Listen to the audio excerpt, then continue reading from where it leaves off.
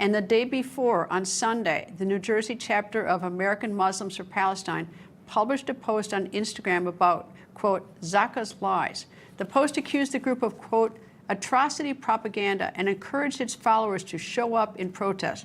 The group also included on their Instagram post the address of Bnei Jeshurun, as well as how to get there.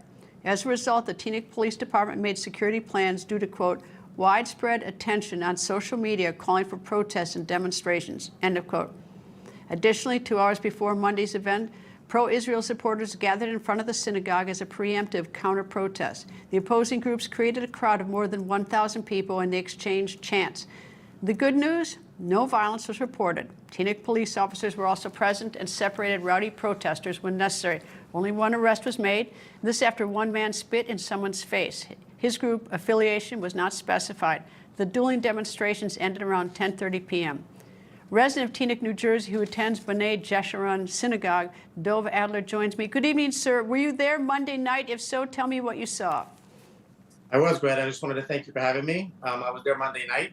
And like you said, in terms of what you described, both sides, pro-Palestinian, pro-Israel demonstrating. Although you want to say that it was peaceful, it was definitely intimidating, I would say, from what they were trying to get across in terms of some of their points. And you had, No, go ahead. And you had clashes between, the pro-Palestinian and the pro-Israel. There was singing, there were chants, but I think that although it was peaceful, there definitely is an intimidation factor that I think the people of Teaneck are feeling. All right, let me ask you this. What I said is that Teaneck is one of the heaviest Jewish concentrations in New Jersey, of people. So were the people who were protesting, were they from outside the Teaneck area and they came in, or are they likewise residents of Teaneck? Most of the pro-Israel were from Teaneck. Some other local supporters from New York as well, and from local towns around also came to support. From my understanding, most of the pro-Palestinians do not live in Teaneck, and they were coming from other towns surrounding. What were they saying? What were the chants? In terms of the pro-Israel, we were singing Am Yisrael Chai. We were singing a number of Jewish songs that are correlated within our prayers. The pro-Palestinians, from the river to the sea, Palestine will be free, free Palestine, free Palestine. Just a consistent amount of back and forth between the pro-Palestinians and the pro-Israel group, trying to, I would say, outduel each other in terms of that. Zaka, I've interviewed someone who volunteers for the organization in Israel right after the October 7th massacre, was going in and picking up literally body parts for burial. And was that the purpose that the Zaka volunteers were telling what they saw and what they were doing in Israel after the massacre, or was there another point of their presence?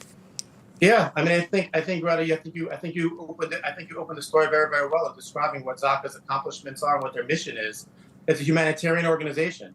And they were invited to Teaneck, New Jersey to describe what they saw on October 7th, describe what they've seen since October 7th. Zaka works cross lines, doesn't matter what race, what religion, what nationality. They're here to make sure that they provide dignified final rights, literally picking up the remains of humans that were unfortunately killed or from terrorism or from natural disasters or whatnot. And it's not a political organization. It's not a pro-Israel organization. And I might understand if someone's protesting a pro-Israel organization, if you're a pro-Palestinian, but what we've seen is that it doesn't really make a difference. If there's something that addresses anything related to October 7th, people come in and they're really making it a dangerous situation in terms of that. Dov Adler, thank you, sir, and good luck, sir. Thank you. Resident